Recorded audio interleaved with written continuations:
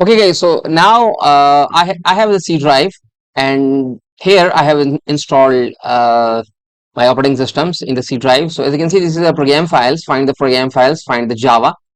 I have different kind of Java versions. So I use these kind of versions according to my requirement, because I work on the machine learning with the PyCharm, and I also work with the PHP Storm, Java, and also with the JavaScript. So depends on my need. According to the software requirements, I always change the version of the JDK. So now if you want to change the version of the JDK, currently I have this one, JDK 17. Just type the environmental variables in the search bar. As you can see, this is the edit the system environment. Just click on this one. Now as you can see, you have the environmental variable here.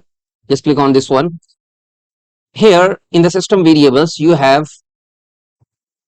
I have used this particular one. So Java home, as you can see, JDK 17, this one, I gave this particular link here. So if you want to change, if you want to, let's suppose, use Java 18, just copy this particular path and change your path here.